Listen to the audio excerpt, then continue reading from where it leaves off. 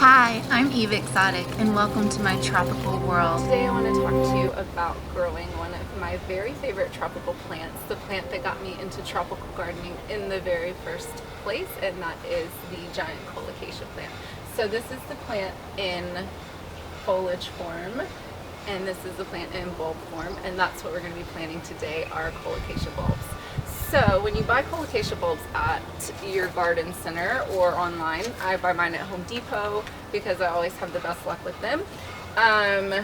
They are going to come either individual bulbs like this, or I bought these in a 5-pack for $15 and they were 50% off. So can't beat that deal for 5 plants that are going to be absolutely ginormous by the end of summer.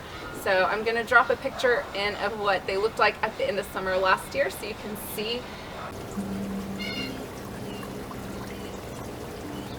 Now I live in zone 8, so I was able to overwinter most of my bulbs in the ground under a thick layer of mulch.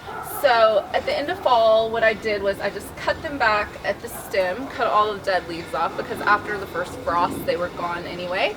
And then I have cypress trees. I know you can't see the other side, but in this space there are cypress trees close by. So as the cypress needles were falling, I was raking them, putting them on top of the Colocasia plants that were left from summer to give them a layer of protection throughout the winter to protect those bulbs that were going to stay in the ground from frost.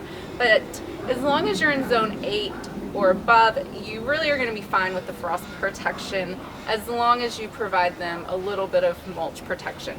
So I like to use natural mulch, that's why I used the cypress leaves. I added some oak leaves and some hardwood cypress mulch, and then over the winter what happens is that layer starts to break down and compost down, and that's what's going to provide the nutrients for my plants once they start growing again.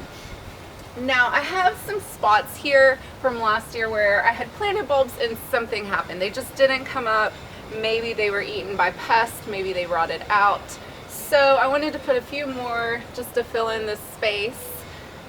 So to do that, I have these new bulbs and I'm going to put them just straight into the ground. You can do this as soon as 6 weeks before the last frost date in your area if it's not too wet.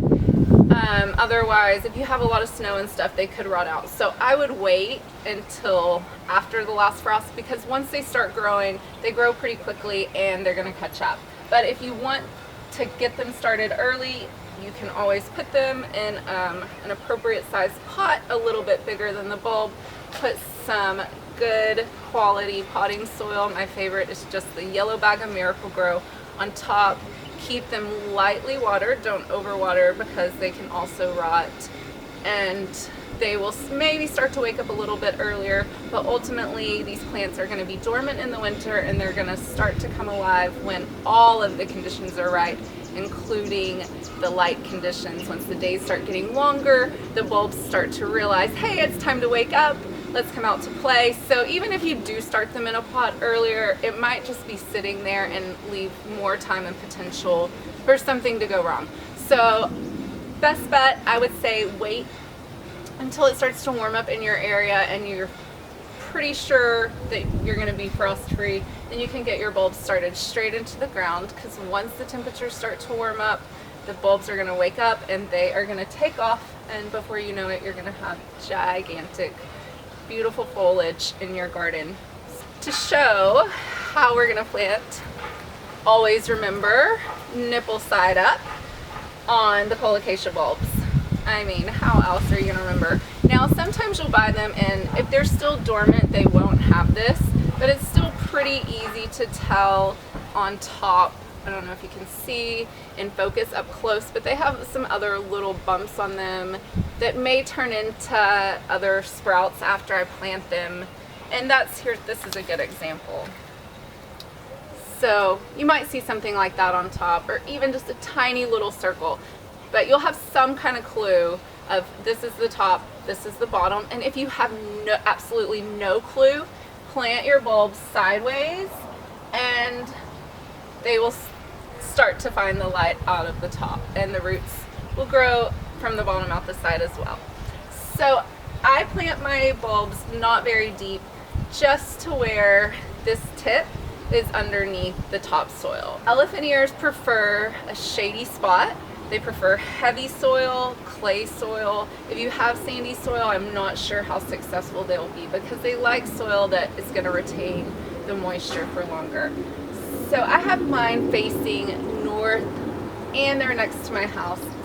They don't get very much direct sun. They get a few hours, maybe early in the day, a couple hours later in the day, maximum 3 hours of sun.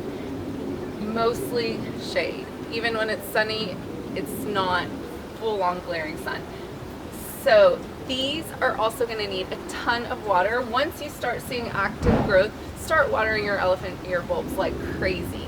One of the reasons I started growing elephant ears is because I grew up growing them with my dad and my grandfather here in Dallas. So I knew that they would probably do pretty good. I had had some experience, and one thing, my dad didn't really teach me much about growing elephant ears other than it's important the way that you water them.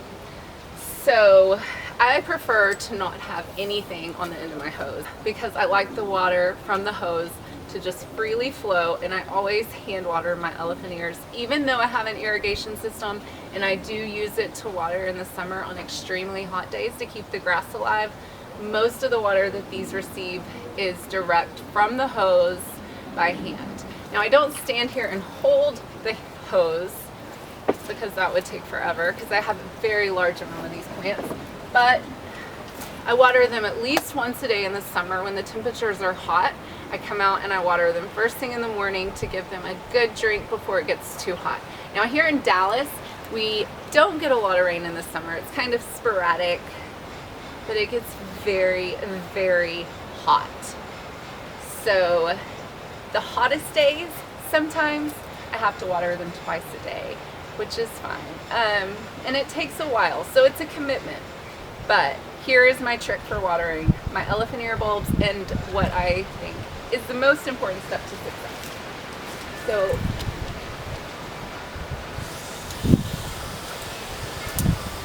turning on the hose, you can see, have it on about halfway. The water's flowing out.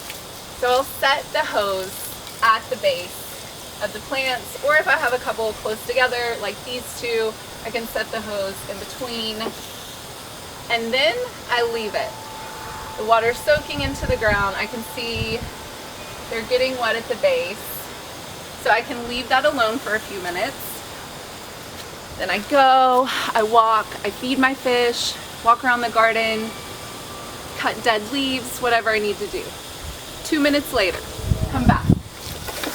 Grab it, move it to your next, okay? This one right here is tiny, so it's not gonna need as much. But by the end of summer, when these leaves are huge, they're gonna need quite a bit of water. Other than having a good, consistent watering schedule, I would say your plants may or may not need fertilizer. Mine, we grow them mostly for their tropical foliage to add a little bit of a jungle look here in a not so tropical climate, and have a big project planned that I'm going to be using a ton of these for, so that's why I have a bunch of these bulbs that I purchased at Home Depot, and I can't wait to share that with you next time. Thank you so much for joining me.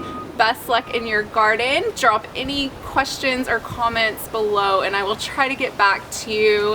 Have a great day.